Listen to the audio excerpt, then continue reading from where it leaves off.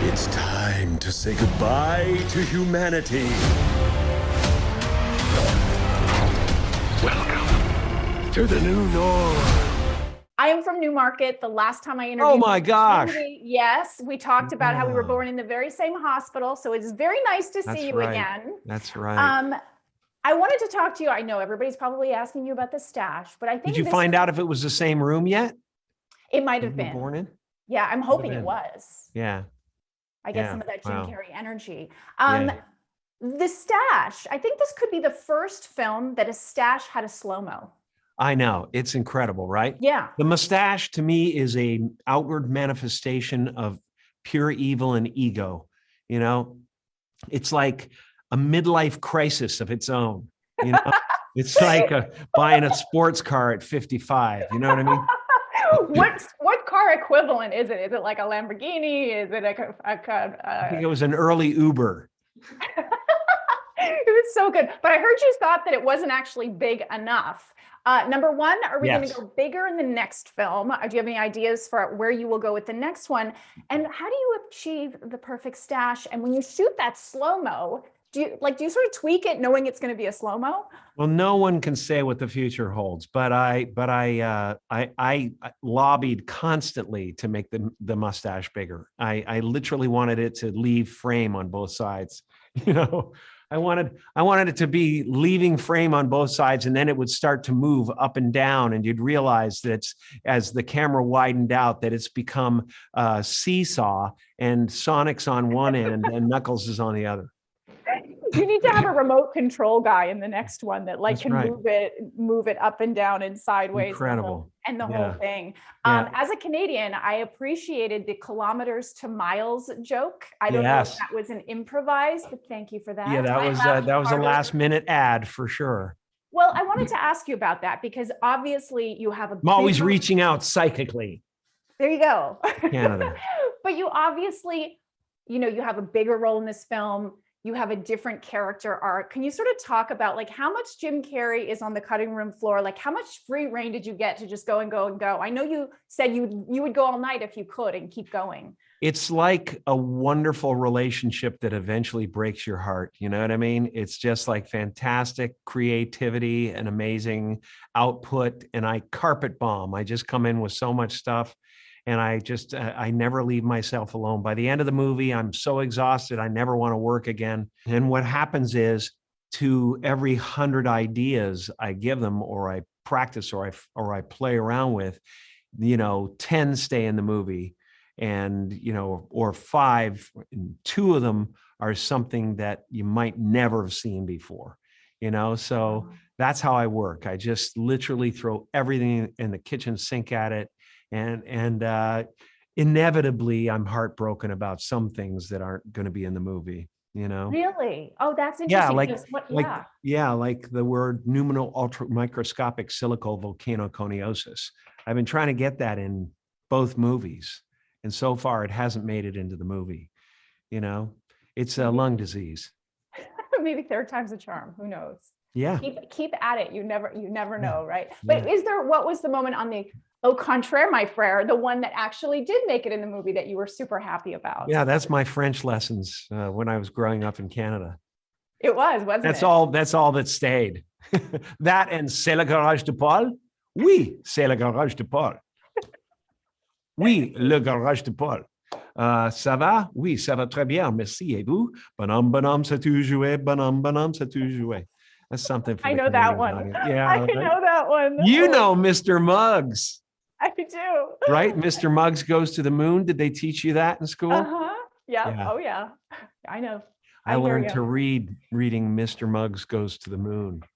The fans of this film, you've obviously had fans your whole career, but can you sort of talk about, were you surprised at how people reacted to the first one and how they're already reacting? I know I tweeted a reaction. I love the second one.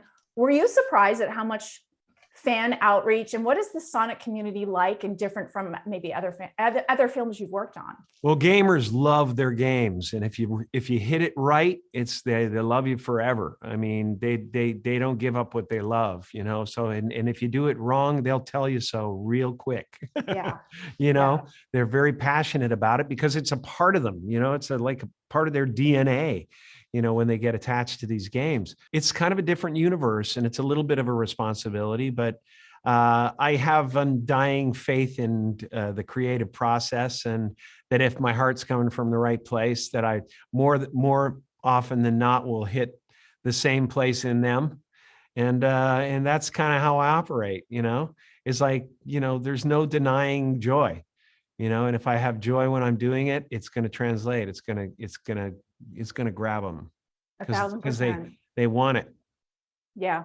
Robotnik at the very beginning of this film is banished to Mushroom Planet. Yes. You can only eat and drink mushrooms. If you, Jim Carrey, could only eat one food, if you were banished to a planet, you could only eat one food for the rest of your life, what would it be? Grilled cheese sandwiches. That's a great answer. Yeah, grilled cheese sandwiches dipped in ketchup. Yeah. Or ketchup chips, which is uniquely Canadian. Ketchup chips. Here, let me see what else. What else is Canadian that we can't get down here? Crunchy chocolate bars. Big Turk. Big Turk is an amazing chocolate bar. And let me see. But you know, the thing about the Mushroom Planet is he obviously sustained life on the Mushroom Planet, but he obviously didn't find the right kind of mushrooms, because if he had, he would have stayed there. That is true. That is true. I think there must have been a scene, and I'm not spoiling anything because it was in the trailer, where did you do wire work in this film? Because you're sort of like projected. Can you talk about when you get your superpowers, sort of exploring those moments and being on a wire? What does Jim Carrey on a wire look like as he's filming? Miserable.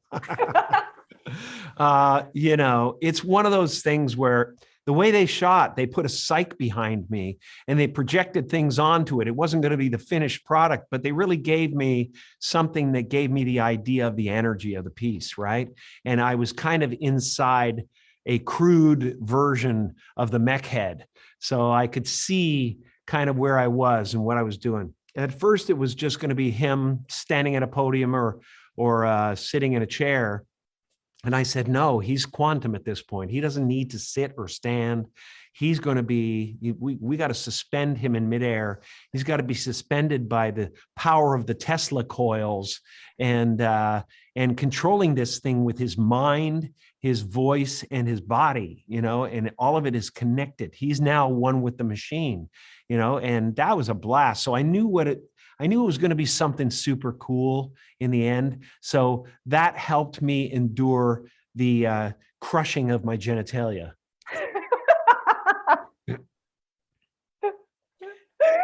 That's where I'm being wrapped. Yeah, that's the best. Yeah.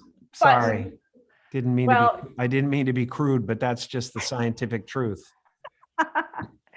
You remain a national treasure. There will be no more children. You remain a national treasure. Thank I just you. love chatting with you. Congratulations. Well, I love the nation that I am a treasure to. Thank you very much. Bad time to say this, but I don't actually have a plan. Hey, you got a little something on your boy. So first, I wanted to ask you a very hard-hitting question. At the very beginning of this movie, Robotnik is stuck on Mushroom Island. He can only eat, drink, sleep mushrooms. If you could only eat one food for the rest of your life, which food would you choose? Sushi. Ooh, very interesting. Really? I would say Yeah. if there's no repercussions, I would say cheeseburgers. If there's no repercussions of how much I'm eating, and Well, also no earth repercussions of eating It's cheeseburgers. not a magic cheeseburger island. That would be a magic cheeseburger if you want no repercussions. Yeah, I guess you're right. Yeah, true. I mean, you'd be by yourself. You would just be, you know, ensconced in cheeseburgers. Great answers, by the way. So obviously you both go on sort of your own journey in this film, but you are still the most iconic duo. You're so good together. Where do you both think the characters fit in the pantheon of great buddies in the history of film? Where would you rank them? And what do you think they're sort of similar to? Oh, there's Mike and Sully and Monsters Inc. Mike You and got- Sully is a great one. You got Mel Gibson and Danny Glover and Lethal Weapon. Very different one. Harry and Lloyd and Dumb and Dumber. That's an Lloyd, incredible Dumb and 1-2 Dumber. punch. I guess, I mean, listen, Tom and Sonic have to be in the upper 1,000 buddies of all time. Probably. Have to be. In the 1,000 rankings? would be a safe bet. I think so, right? Yeah. Yeah. Pick a specific number. Are we going 999 or are we going low hundreds? I'm gonna go 463. Okay. What about you, James? I'm gonna say I'm gonna give us a little more credit. Say we're in the 300s. Wow, I like that. Wow, that's good. I can see us so- there. That's a good one. I would do even better. So Aw, thank obviously you. fans love this franchise. Fans are so excited. I tweeted a reaction to this film and I can't believe how the love I got. For you, are you shocked by the love still that fans, what has been like a favorite sort of moment? And like even this film, people are already so hyped for it and loving it. I mean, I love that the whole redesign thing on the first film, right? Like that said a lot when Jeff, the director, was like, and I think it was a lot of us, but we listened to the fans, and it was one of those moments where they felt really heard and seen. And I don't know, I'm very proud of the movie. I think the movie is a terrific film, but I think that actually carried a lot of weight, and it was not lost on us this time around to get that right as well. You want to cater to the fans, and you want to figure out a way of also, bringing Sonic to people who've never played the game or don't know who he is. Right. But yeah, I think that was an important thing, and one of the reasons why I think it's doing as well as it has. I think one of the most exciting things was we got to drop in on some audiences, which is very, very exciting. And when Tails was revealed in that first movie, to watch the audience go crazy, like a Marvel movie just had a reveal at the end segment, was so cool. Because you're like, oh, they not only do they care about it, but they like want more, and they love these characters. There's so much more we could play with here.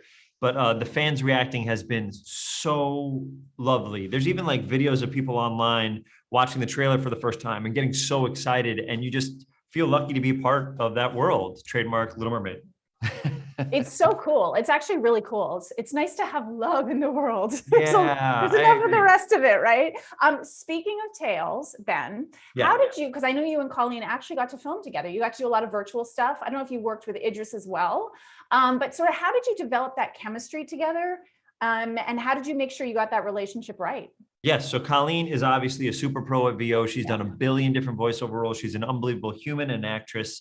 And for me, it was just, we wanted to get on a Zoom together and record the first couple scenes. So there's like a bar type scene that we did together. And the whole idea is for her to kind of feel what the feeling is in this movie, because she's done so many different iterations of Tails and how it works out. And then also to see how we play together and how we can joke around and how we can build on the relationship.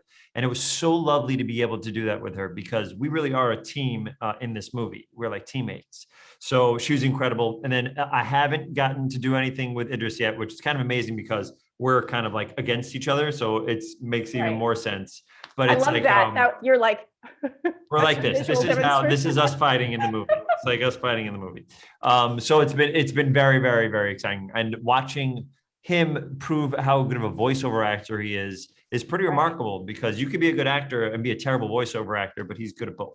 And then James, the last time I talked to you for the first one, I said, you're the best tennis ball actor in the business, because I always believe that you're really talking to Sonic. It continued in this one. I'm always looking to see if, every actor, if they get it wrong or they get it right. But I wanted to ask you, like, when you're looking at the tennis ball and are you actually picturing Sonic? Do you ever picture Ben? Do you ever see Ben? Does he see future consciousness? I do picture you sometimes. I do, because sitting here with Ben, it's like, obviously he brings so much of his own, magnetic personality to the character. But we saw this video game character come to life through Ben. And so when I do those scenes, I hear his voice. I see him sometimes especially if I'm sitting there, there's different iterations. Like sometimes it's a piece of tape, sometimes it's a tennis ball, sometimes it's like a stuffed animal. And the stuffed animal, it's hard to hear your voice if I'm looking at the tape. Okay. But if I see the stuffed animal, I hear Ben's voice in my head. And I was always really a stickler for the technical. I liked the challenge of it. I was always like, I'm not going to just be staring at this in this direction, because I see so many of these movies I have 3 kids, and it bothers me. It sort of takes me out of the movie when it doesn't really look like you're looking at him. So there's this thing called triangulation, where if he's closer, of course, your eyes are doing this instead of that. And I really wanted to make sure that was right. And then it just felt like you're talking to Ben. It shouldn't feel like you're talking to, an animated hedgehog. It should just feel like you're talking to a pal. So I actually counted 8 before, but now I think there's 9 duos in this film. There's so many good duos. Like, you've got Sonic and Tails, Robotnik and Stone, Robotnik and Knuckles. I'm not going to list them all, but who do you both think is the best duo in this film? You're going to have mixed emotions maybe about this. I mean, it's cool to see Natasha and Tika have their love that action sequence in this one. And that was I agree. I think James nailed it on the head. That scene is amazing. They're both incredible, and Natasha is an action star. It's incredible. Yeah. Now that you're both Sonic aficionados, next film, who would you like to see a crossover with? What video game crossover would you love to see in Sonic numero 3? We could pick any video game? Yes. Oh my goodness, this would be exciting. That's interesting. I would love if there was a way to introduce a character that's in a video game called Smash Brothers, because then all of us could have big epic fights with each other. So I'm gonna say like Mega Man or something like that. Yes. Or like that would be really fun. Or like Donkey Kong. I mean, it would be crazy if someone just was there. Like you're like, what? Donkey Kong would be amazing, even though it's Nintendo. That'd be amazing. Oh, right. Yeah. Pitfall. The guy from Pitfall. Just flying through. It'd also be fun to see Cyclops from X-Men in it. Pitiful. Who are you? Where are my manners? Sonic, meet Knuckles.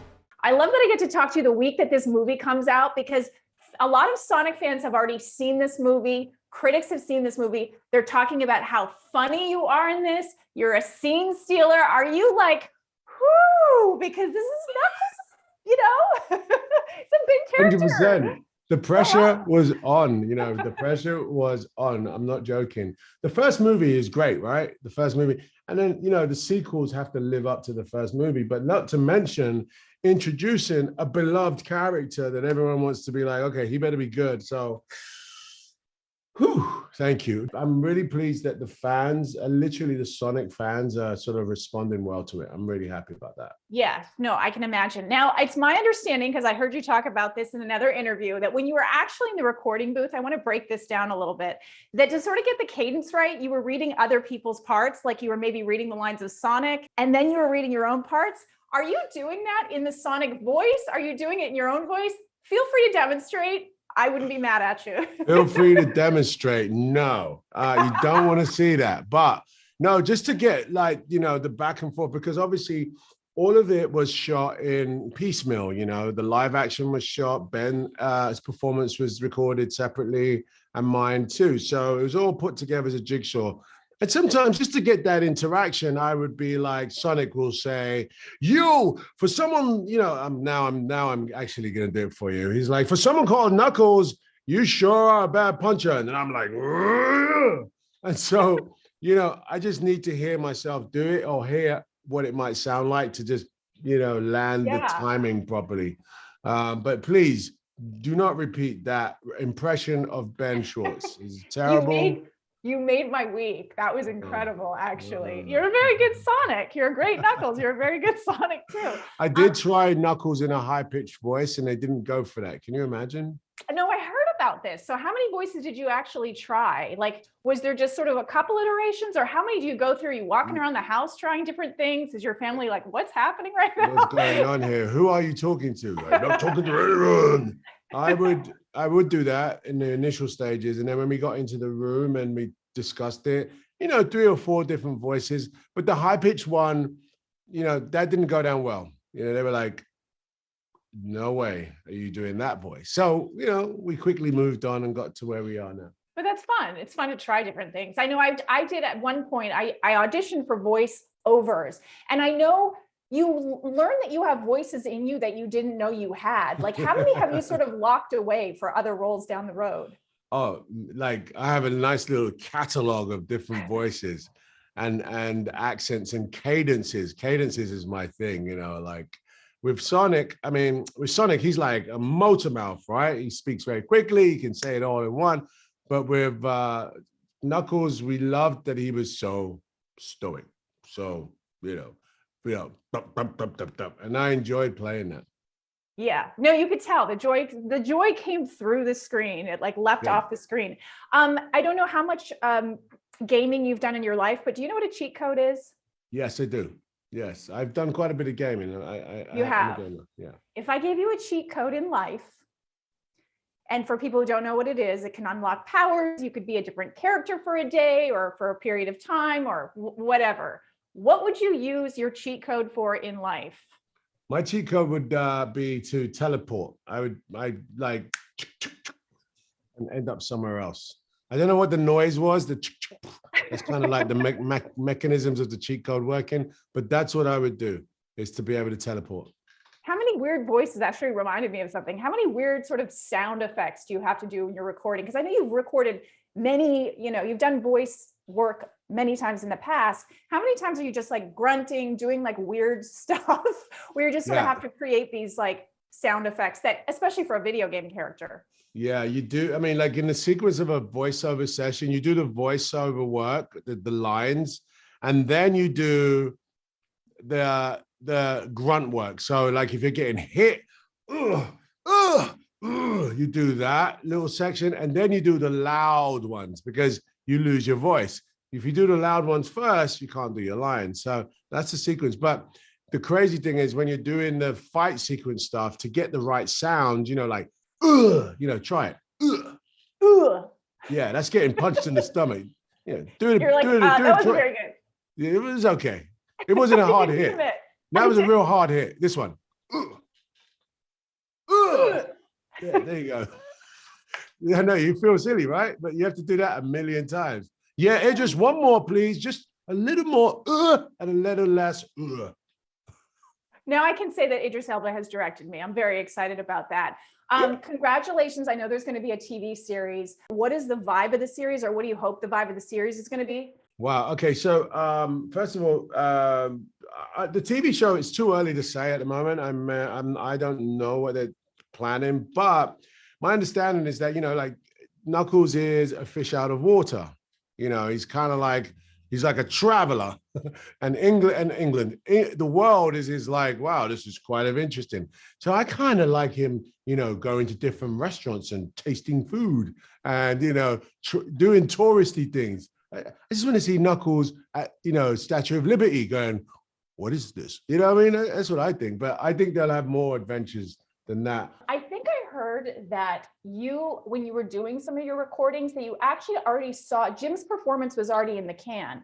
And did you get to sort of watch it in its entirety, or are you watching it and then feeding off of like lines in the moment with Jim? Because that must have been cool. Yeah, we took it apart. We dissected it. I didn't watch the whole thing. I just took it apart and we just, circulated a scene because it's obviously movie magic and editing and all of that, but you do have to get a sense that they're in the same room. So I watch it, and I was always interested in who was reading my lines to Jim Carrey. I was always interested in who that guy was and what that was. But in any case, I never really got to listen to that, and then I would fill in the blanks. So it's quite interesting because I love Jim Carrey. I really wanted to work with him, but Hope I'm not too late. I'm sorry, who are you? Name's Tails. Okay, this is what we're gonna do. Step 1, light taunting. Step 2, I have no idea. I know we saw Tails at the end of the first Sonic, but when you got the call and they were like, you're gonna play Tails, were you like, I mean, you've played this character for so many years on TV and in the games. I know. It was more of like, really? You were like, it better be me, and if it's not me. No, well, I mean, as a voice actor, you don't expect it. We get replaced so often by celebrities. So that I got to do this movie, I was thrilled. It's just so very excited. So Tails, I mean, everybody who loves the games loves Tails. They love that relationship between Tails and Sonic. But after playing this character for so many years, who is Tails to you? Like, I know what Tails means to fans, but how have you personally connected with Tails? He's the best friend you're ever going to have. He's so smart. He's so dear. He's loyal. He's got, he's got energy. He's going to be there for you no matter what. Were you and Ben able to have conversations before you started filming and sort of build the chemistry? No. No, we did get to work together, but we didn't have any contact beforehand. So we were just, throw you in the pool and see what, but it was so wonderful. He's such a great actor. He's so funny. He has such an extensive improv background, and I have a fair amount of improv background as well. So working off of him was easy and wonderful. And the relationship really went from there. So you did shoot a lot of scenes together. You were able to be like in the voice recording booth together and do a lot of that. We were doing it virtually. Yeah. Oh my gosh, that's amazing, because you don't often get that, right? So that must change the dynamic for you. Like, what do you think? Because people just love him as Sonic. He's like the perfect Sonic. So sort of, can you talk about like why you feel he's the perfect Sonic, and sort of working opposite him? What did he bring that kind of, maybe you hadn't explored before? He has so much energy. Let's just start with that. And Sonic his thing is speed, and Ben, he's a fast talker too. And so it just works. I think he is Sonic. Seriously. And like I said, the funny and like having all the improv background, and it just works. Like he's really perfect to play this role. Can you maybe tell me like what was a moment or in sort of like your virtual sessions that kind of stands out, that was like, oh, I'm going to take this one away with me and lock that memory up? Oh, all of it. But the scene in Siberia was such a blast. I mean, they really kind of let us, we did we stuck to the script, and then they kind of just let us go. And to have that give and take with him was fantastic. I mean, it really was so much fun. It was brilliant. It was fantastic. I think it might be my favorite scene in the movie. It's so funny. Yeah, because it's also like it takes you out, like there's so much going on, but then it's sort of like that moment of comic relief. Like they had that in the first one, and this is sort of like they've upped the ante. So you've voiced another Sonic character in the past, Charmy Bee. Yes. Would you like to see Charmy Bee in the next Sonic movie? Would you like to sort of maybe play both?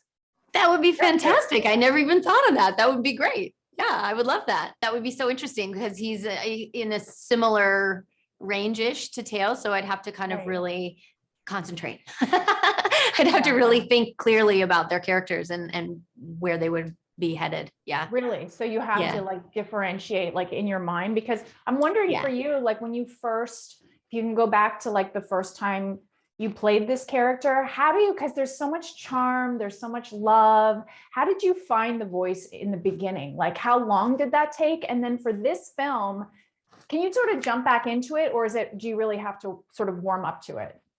I can jump back in. For whatever reason, Tails is just this piece of me that I can find. Initially, I'm a visual person. So for me, when I approach any new character, it helps me to have a picture. So I look at him and then I give him what my interpretation is.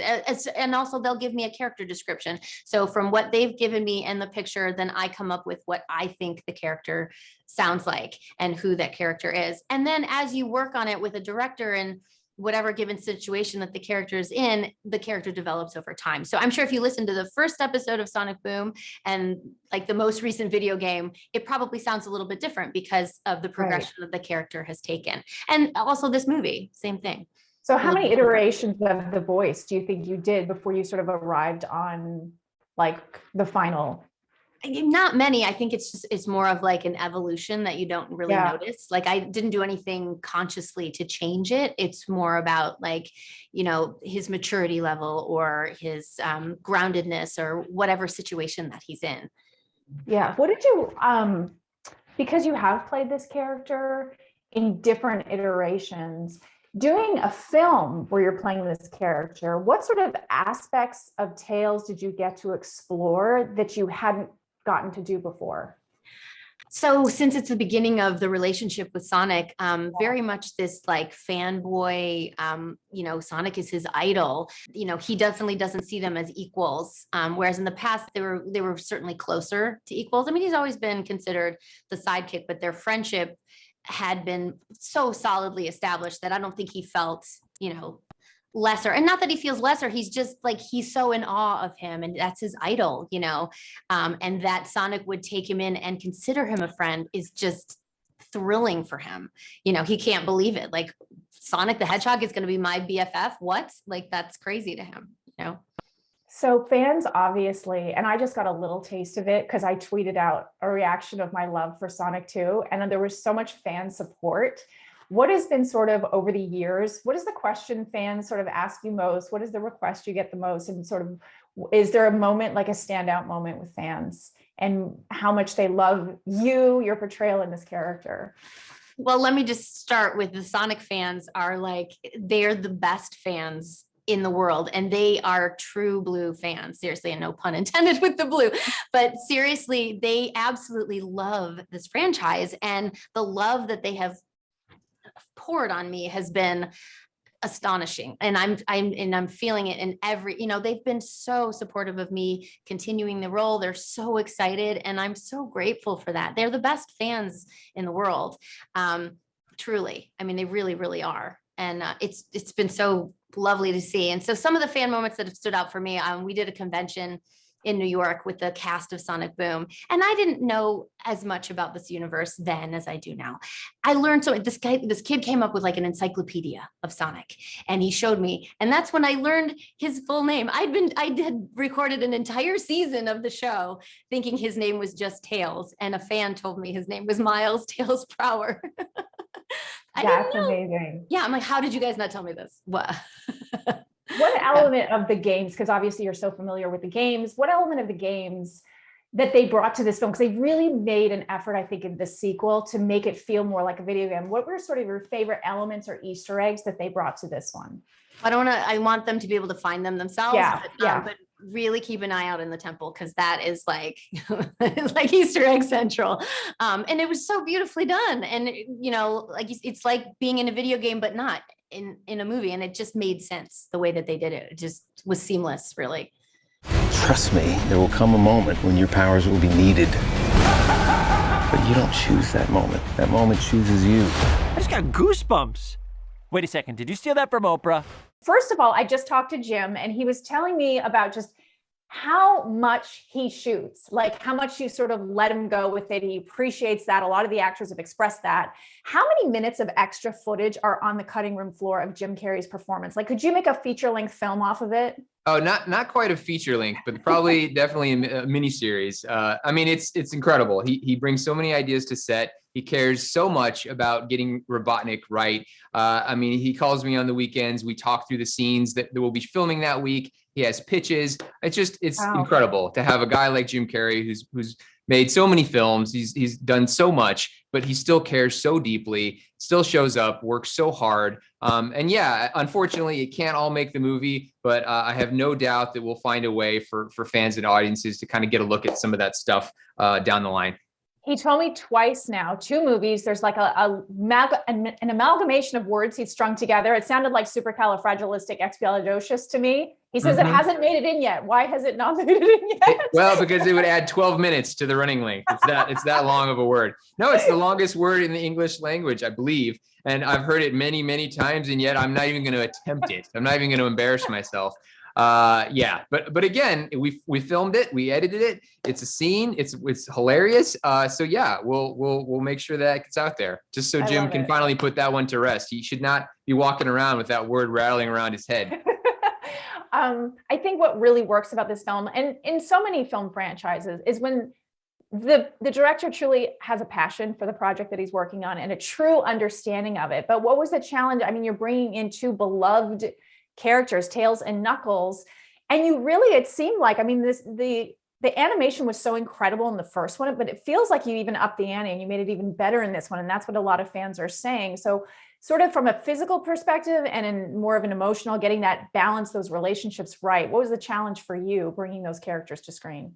Oh, just that it is a much bigger movie and a bigger story, but in all the ways that I love. I mean, I come from visual effects in my background. I started my career as a character animator. I love doing animation. I love working with animators to create these performances. So being able to bring in Tails and Knuckles, and of course Tails, who we teased at the end of the first film, to see audiences react so positively. I mean, I was in theaters where kids are literally just yelling at the screen like it's, you know, the Beatles on Ed Sullivan. I mean, it was incredible, and like gave us so much sort of wind in our sails, so much great momentum, and we just took that all right into the sequel and to filming, and it just carried us through every step of the way.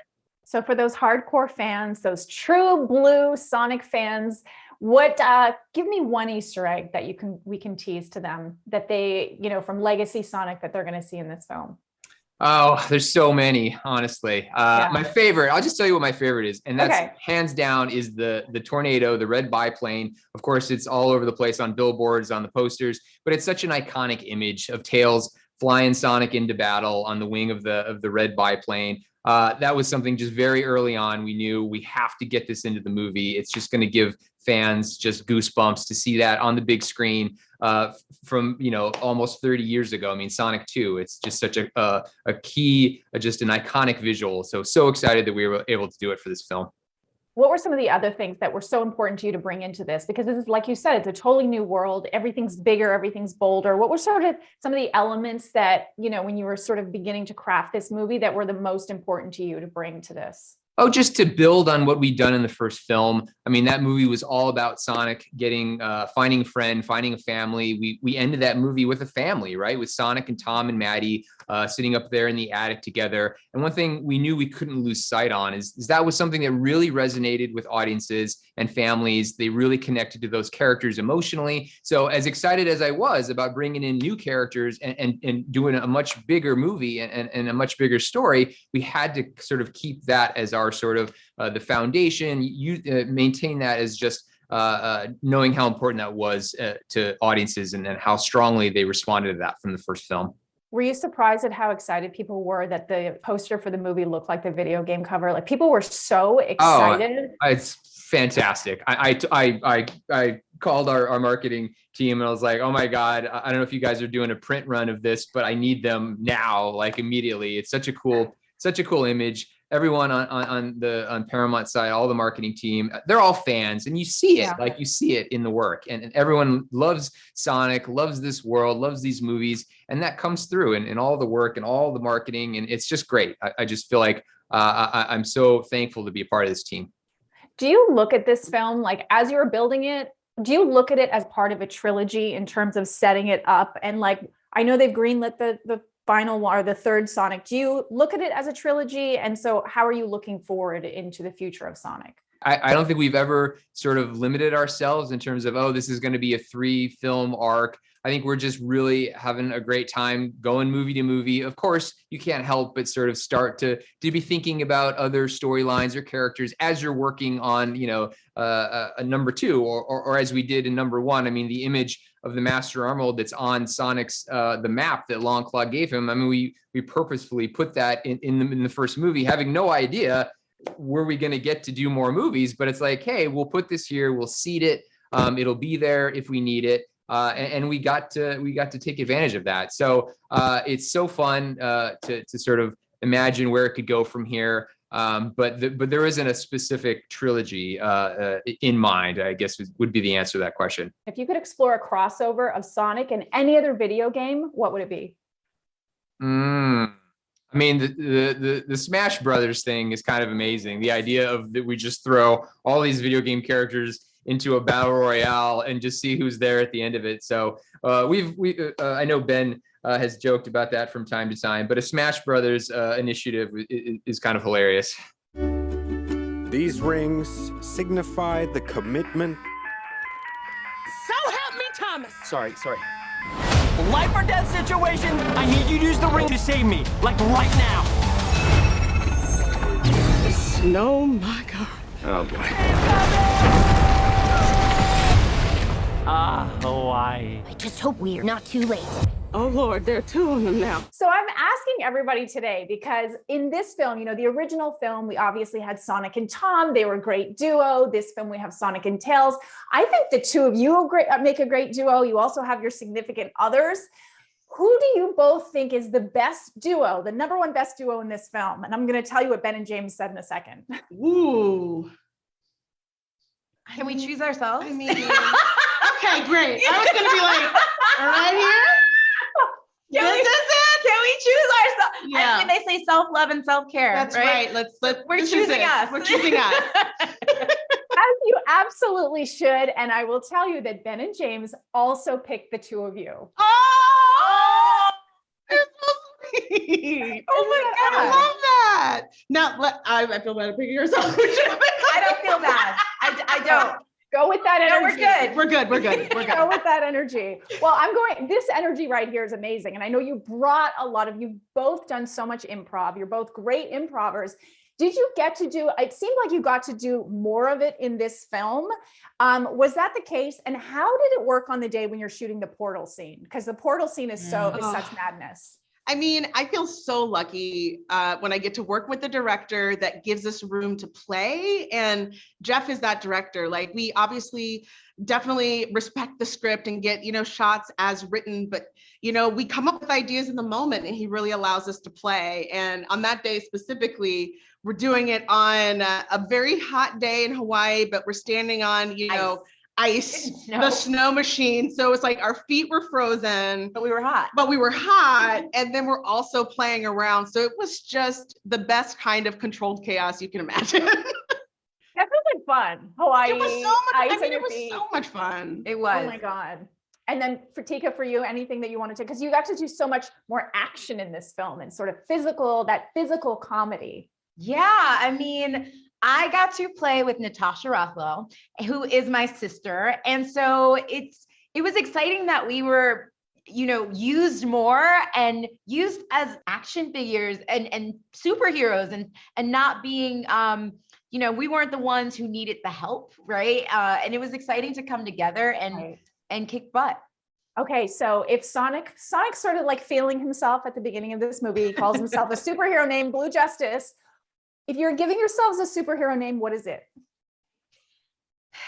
Ooh, Maddie the Marker. No, Maddie the Magnificent. There you go. Love it. I would be Rachel the Rebel.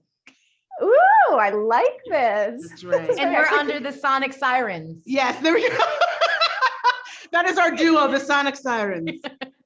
One thing that I thought was really cool, like Jim Carrey's stash got a slow-mo in this movie. You both got a lot of shots that were, slowed down for the final version, which adds so much to the humor of it. Do you know on the day that what you're filming is going to be a slow-mo? And do you tweak your performance like when you're doing that?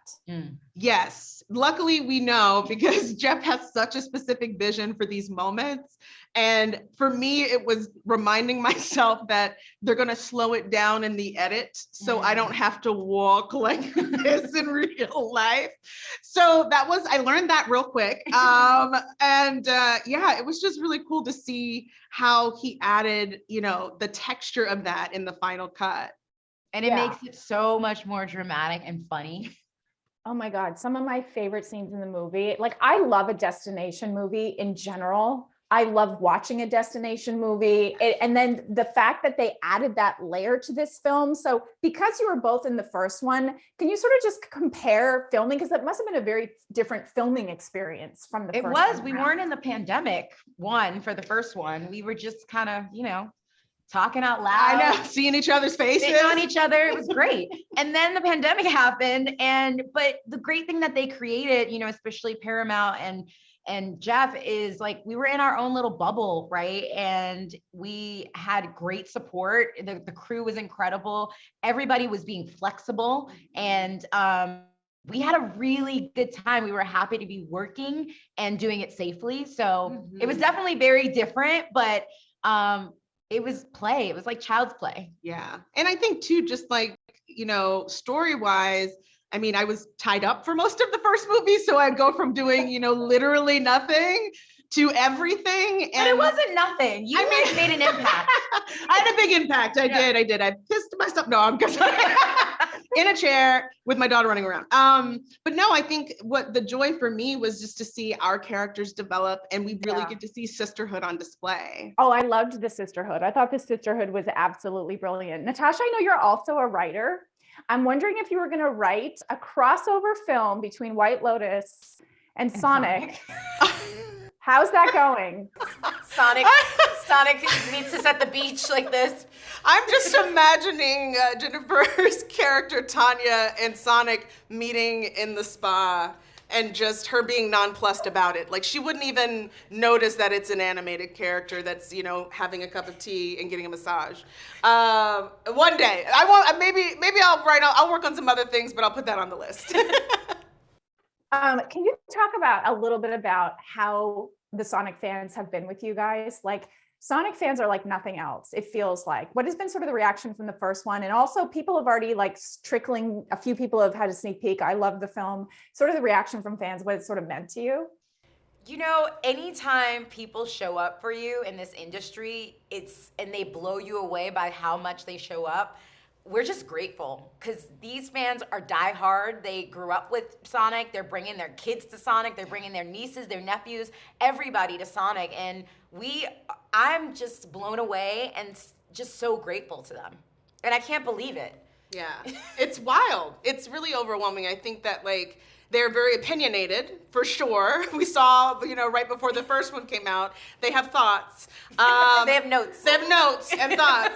But it comes from a place of love. Like it's so precious to them. And I think what really is important is that, you know, Jeff is a fan first and wants to protect it for everyone. And just to see their response to the care and, you know, that he's given the film is really beautiful to see.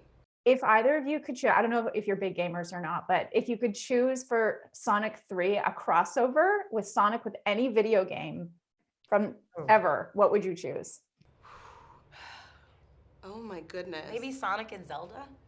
Oh, that would be cool. I feel like Sonic and Yoshi would just like have a good time. You know what I mean? Like they're too young for brewskis, but they had like, you know, a Sprite and really get a giggle on. Yoshi would be like, please get off my back. Get off my back. I think that'd be cute. I've discovered the source of ultimate power. We need to get it back or the world is doomed. You brought some kind of space porcupine. So first of all, you are such a great Stone. Thank you. Fans have so embraced you and that relationship between Stone and Robotnik. I saw on your Twitter, there was something about somebody, like fans send you homages all the time. There was something set to Eminem that you retweeted. Can you just talk about what it's meant to you as an actor to have that support and love from the Sonic community? I constantly am reminded of how fortunate I am. And I'm so grateful for it. I mean, to see so many fans hop on board and appreciate Stone and show me so much love too, it's really quite overwhelming in a positive way. You know, yeah. I think it's a nice reminder of how great the world can be and how much love there is in the world. Speaking of love, Jim Carrey, so amazing. You've now had 2 films to develop, you know, that relationship. How do you sort of balance that? Because he's even more maniacal this time around. How do you play the perfect sidekick? Like, how do you balance the energy and create that for yourself? I think Agent Stone is the grounding element to Dr. Robotnik. So I think with how big Dr. Robotnik can be, I think Agent Stone always brings that like human perspective or audience perspective and grounding element to it. So what I love about Agent Stone too is his undying support of Robotnik, but also his judgment at times. Like you'll catch a moment where he'll be like, I don't know what that was, but okay, let's keep going. Like, you know what I mean?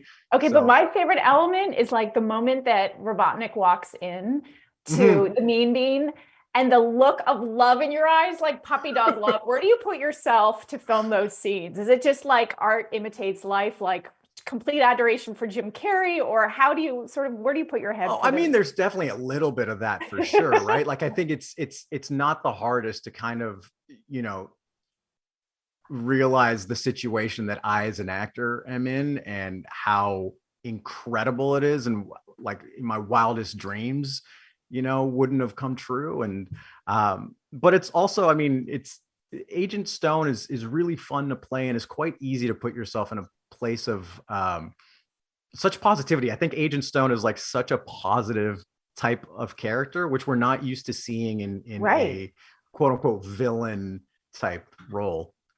Nailed it. That's exactly what it is. So I'm going to ask everybody today. I've counted 8 duos, like different combinations of duos in this film. Who is the best duo in your opinion? In the movie? Yes. Okay. Selfishly, I got to go Stone and Robotnik. Okay. That's fair. As a fan, I do really love the dynamic between Sonic and Tails, and getting to see that for the first time on the big screen, live action. As a fan, it's so good. And then you add the Knuckles element as like a, you know, that power coming in, and Idris and Knuckles, just like that. He's so good. He's so good. Knuckles' personality in this is so great. I was laughing so hard. So good. I loved the scene where you have the handshake, and I mean, you have to do a lot of, you know, the tennis ball acting in that. Yeah. Sort of talk about like the physical comedy, and how did you sort of achieve that moment? Like, what are you actually holding on? Are you holding on to anything when you're doing like the fake handshake? Or are you just putting your hand out, or how does it work? Yeah. So basically we had a kind of life-size model there. And I think we did one take with the life-size model to just get an idea of where eye lines and my hand would go and everything, and then remove the model. And then it was kind of just remembering over and over roughly where my hand would be, the height, and then just, you know, use your imagination, go back to the child days, wild imagination. And I think we did a bunch of different takes of like what kind of, like, is it gonna look like this? Is it gonna look like it was, I think we did like 12 takes of different kind of hand crushing gestures. I understand, because I did a beer commercial once, and holding the fake beer, because the beer had to fly at me, I couldn't get it right. I thought I was going to get fired off of it. So you nailed it. You got to do that thing too, where your hand has to react to nothing, right? Totally. Okay, so the Mean Bean is the best name for a coffee shop. So perfect. I want to open a coffee shop called the Mean Bean. I'm going to steal it. It's so good. Did you do any sort of, maybe you did some research into being the perfect barista, and sort of like, what's the key to the perfect coffee? Well, I think the key to the perfect coffee is love, for sure. Okay. Know who you're making it for. Know what they like and what they don't like. And I think also, I don't know. I lost my train of thought there. I think it's love. I think I crushed it on the first one. I was like, I'm going to give them 3. And then I gave you 2, and I was like, third one's not an option, I guess. There we go. Listen, you're making it with love. It can't taste bad. It can't be a bad bean. It's love. Know who you're making it for, and love. There you go. That's why I lost it. Drop the mic on that one. Yeah. So Robotnik has a very fabulous moustache in this film that even gets its own slow-mo. He's embracing that. You've got it going on, but you get the full beard. Right. What is the key to the perfect beard? And why is that the perfect balance to the moustache? Well, I think it's classy. You know, you've got, again, it's that element of Robotnik is big, and then Stone brings it down to some groundedness. So we have a nice tidy beard versus the big wild mustache. And I think the key to a good beard is shape. You got to have those nice sliced edges. Oh yeah. And you totally did in the film. What Easter eggs are you excited? If you could maybe name 1 or 2 that you're excited for fans to see in this one, because this movie to me feels like a video game. Like, it really feels like the video game, whether or not you even know the video game, you can tell, right? Yeah. Like, they've upped the stakes in terms of that. Well, 100%, I think is a great homage and has so many nods to the video games. Oh man, I can't specifically say a single Easter egg without feeling like I'm going to ruin something. What I will say is there's plenty, and I think all the fans are going to love it.